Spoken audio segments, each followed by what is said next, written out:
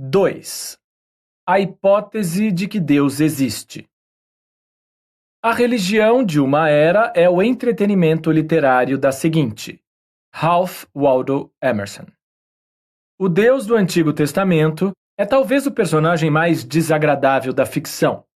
Ciumento e com orgulho, controlador, mesquinho, injusto, intransigente, genocida étnico e vingativo, sedento de sangue, perseguidor misógino, homofóbico, racista, infanticida, filicida, pestilento, megalomaníaco, sadomasoquista, malévolo. Aqueles que são acostumados desde a infância ao jeitão dele podem ficar dessensibilizados com o terror que sentem. Um naif dotado da perspectiva da inocência tem uma percepção mais clara. Randolph, filho de Winston Churchill, conseguiu, não sei como, permanecer ignorante em relação às escrituras até que Evelyn Waugh e um irmão soldado na vã tentativa de manter Churchill quieto quando eles estavam no mesmo destacamento. Apostaram que ele não seria capaz de ler a Bíblia inteira em 15 dias. Infelizmente, isso não surtiu o efeito que esperávamos. Ele nunca tinha lido nada dela e está horrivelmente entusiasmado. Fica lendo citações em voz alta. Garanto que vocês não sabiam que isso veio da Bíblia. Ou então fica se remexendo e dando risada. Meu Deus, Deus não é uma merda? Thomas Jefferson, mais informado, tinha opinião parecida, descrevendo o Deus de Moisés como um ser de caráter terrível, cruel, vingativo, caprichoso e injusto.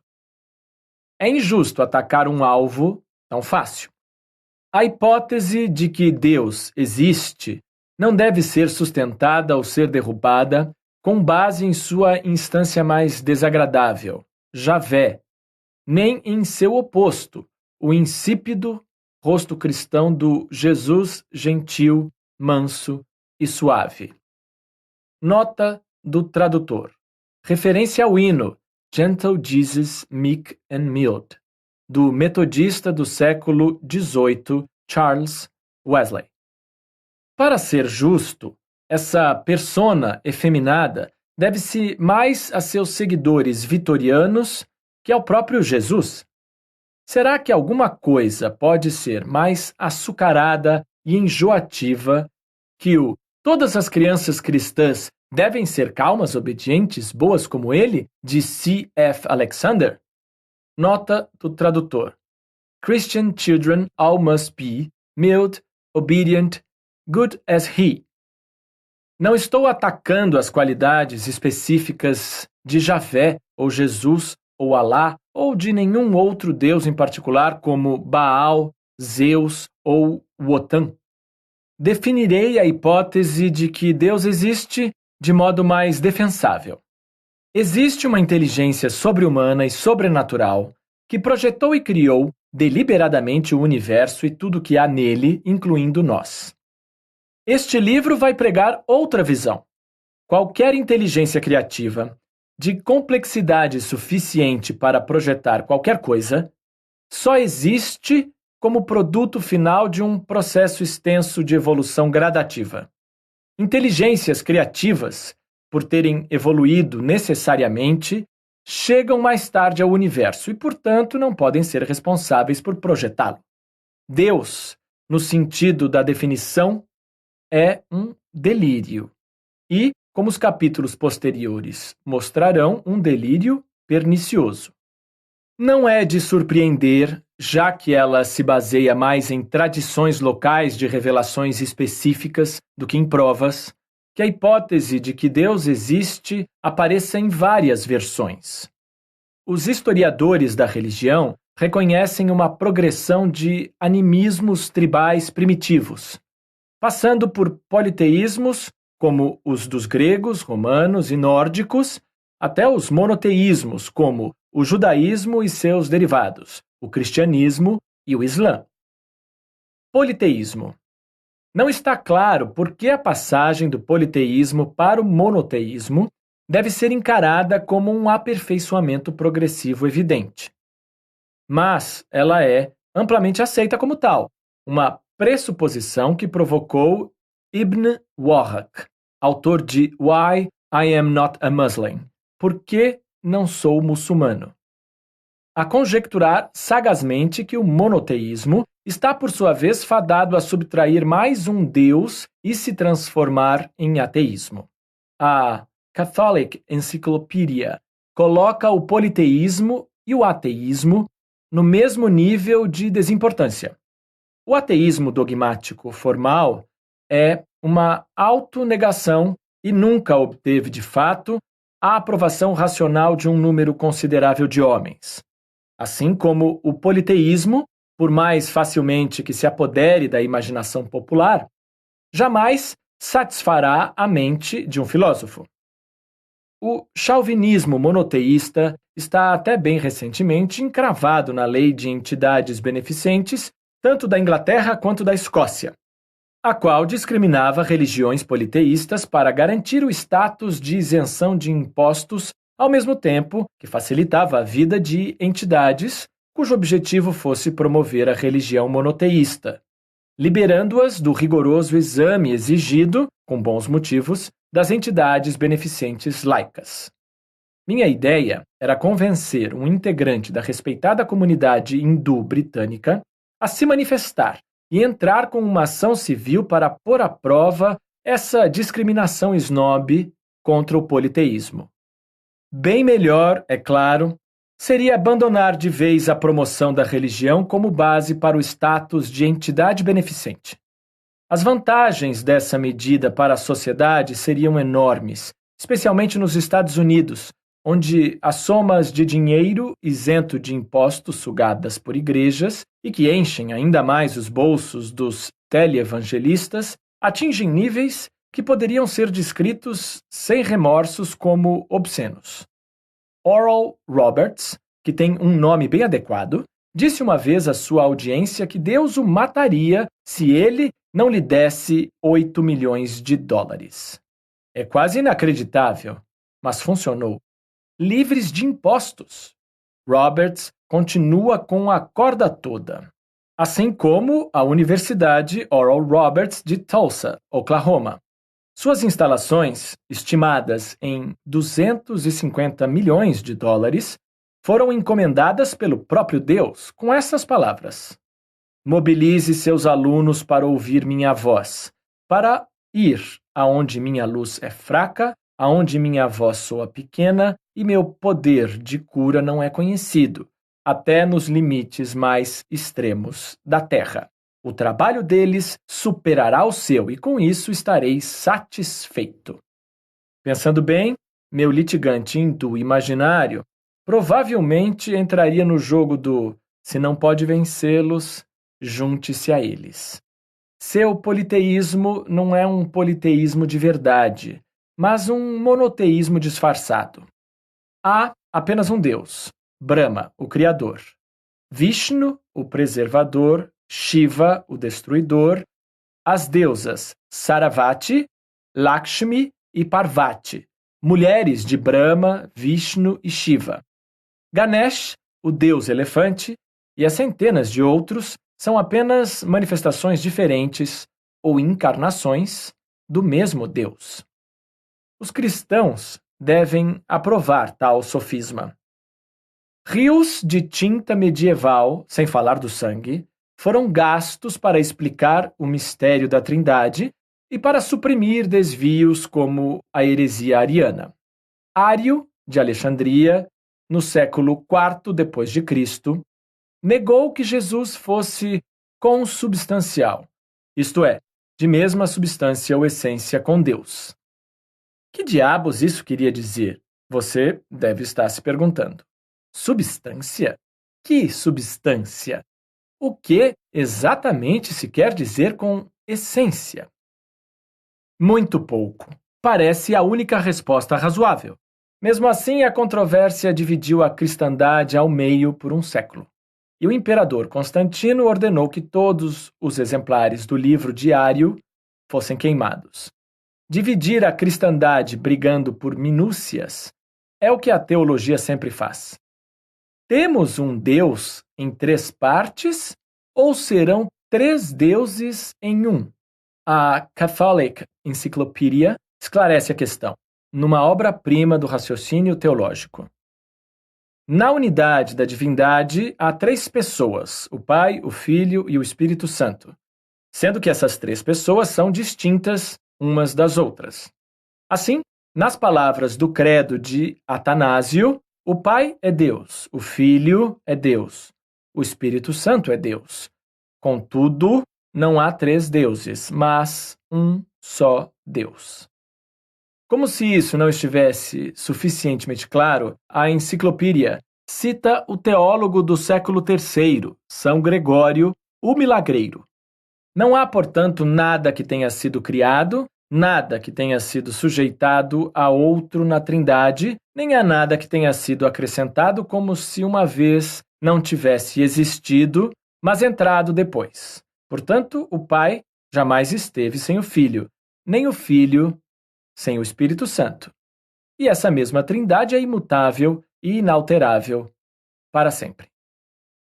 Quaisquer que tenham sido os milagres que deram a São Gregório seu apelido, não eram milagres de lucidez. Suas palavras carregam o traço obscurantista característico da teologia, que, diferentemente da ciência e da maioria dos outros ramos da sabedoria humana, não mudou em 18 séculos. Thomas Jefferson, como tantas outras vezes, falou bem quando disse: o ridículo é a única arma que pode ser usada contra proposições ininteligíveis. As ideias têm de ser definidas para que a razão possa agir sobre elas. E nenhum homem jamais teve uma ideia definida sobre a Trindade. Não passa do abracadabra dos charlatães que se autodenominam sacerdotes de Jesus. A outra coisa que não posso deixar de ressaltar é a confiança pretensiosa com a qual os religiosos atribuem mínimos detalhes àquilo para o que nenhum deles tem nenhuma prova, nem poderia ter.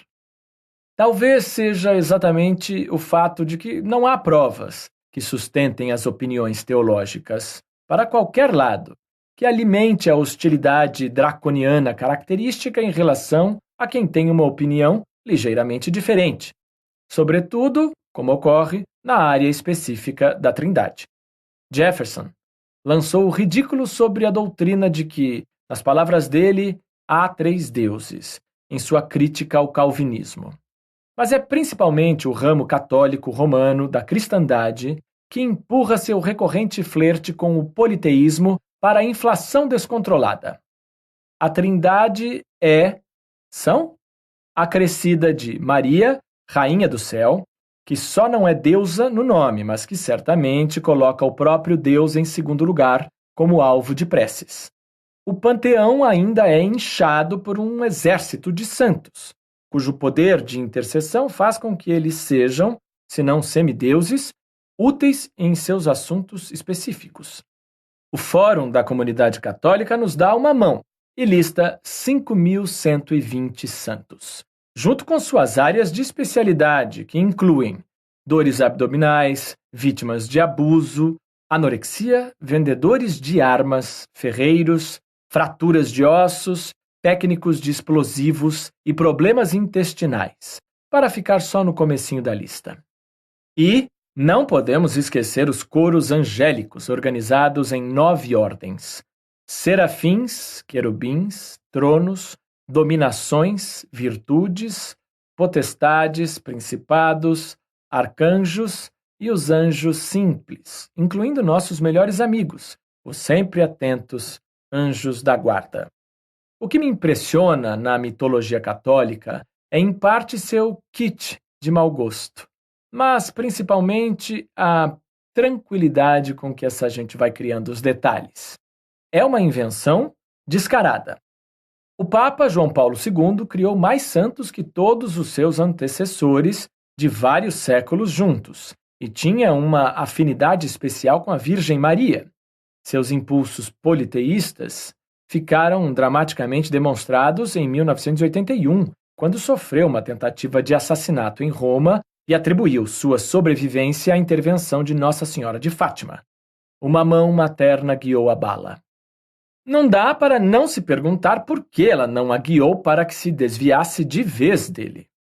Ou se pode questionar se a equipe de cirurgiões que o operou por 6 horas não merece pelo menos uma parte do crédito. Mas talvez as mãos deles também tenham sido maternalmente guiadas.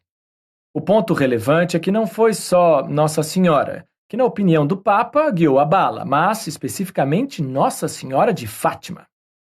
Presume-se que Nossa Senhora de Lourdes, Nossa Senhora de Guadalupe, Nossa Senhora de Medjugorje, Nossa Senhora de Akita, Nossa Senhora de Zeitoun, Nossa Senhora de Garabandal e Nossa Senhora de Nok estavam ocupadas com outros afazeres naquela hora. Como os gregos, os romanos e os vikings lidam com essas charadas politeológicas? Vênus era só outro nome para Afrodite ou elas eram duas deusas distintas do amor? Thor, com seu martelo, era uma manifestação de Wotan ou outro deus? Quem se importa? A vida é curta demais para nos preocuparmos com a distinção entre os muitos produtos da imaginação. Como já tratei um pouco do politeísmo para evitar a acusação de negligência, não direi mais nada sobre ele. Em nome da concisão, vou me referir a todas as divindades, sejam poli ou monoteístas, como apenas Deus. Também tenho consciência de que o Deus de Abraão é, para usar termos leves, agressivamente masculino. E esse fato aceitarei como convenção para o uso dos pronomes. Teólogos mais sofisticados declaram que Deus não tem sexo, embora algumas teólogas feministas queiram compensar injustiças históricas designando-a mulher. Mas, afinal de contas, qual é a diferença entre uma mulher inexistente e um homem inexistente? Imagino que no cruzamento irreal entre teologia e feminismo, a existência possa mesmo ser um atributo menos importante que o gênero. Sei que aqueles que criticam a religião podem ser atacados por não dar o devido crédito à fértil diversidade de tradições e visões de mundo que vêm sendo chamadas de religiosas. Obras antropologicamente informadas de O Ramo de Ouro, de James Frazer, a Religion Explained, de Pascal Boyer, ou In Gods We Trust, Acreditamos em Deuses, de Scott Atram, documentam de forma fascinante a bizarra fenomenologia das superstições e dos rituais. Leia esses livros e maravilhe-se com a riqueza da credulidade humana. Mas não é essa a natureza deste livro. Condeno o sobrenaturalismo em todas as suas formas, e o modo mais eficaz de prosseguir é me concentrar na forma que tem a maior chance de ser familiar aos meus leitores, a forma que influencia mais ameaçadoramente todas as nossas sociedades. É provável que a maioria dos meus leitores tenha sido criada em uma ou outra das 3 grandes religiões monoteístas da atualidade. 4, se contar o mormonismo. Todas as quais remontam ao patriarca mitológico Abraão. E será conveniente manter essa família de tradições em mente ao longo do restante do livro. Este é um momento tão bom quanto qualquer outro para antecipar uma réplica provável ao livro, que, se não aparecesse aqui, surgiria com certeza absoluta numa resenha. Eu também não acredito no Deus em que Dawkins não acredita. Não acredito num senhor de compridas barbas brancas que fica no céu. Aquele senhor é um elemento irrelevante de distração, e suas barbas são tão tediosas quanto compridas. Na verdade, a distração é pior que relevante. Sua bobice é calculada para desviar a atenção do fato de que aquilo no que o autor da crítica realmente acredita não é menos bobo. Sei que você não acredita num senhor barbado sentado numa nuvem, então não percamos mais tempo com isso. Não estou atacando nenhuma versão específica de Deus ou deuses. Estou atacando Deus, todos os deuses, toda e qualquer coisa que seja sobrenatural, que já foi e que ainda será inventada.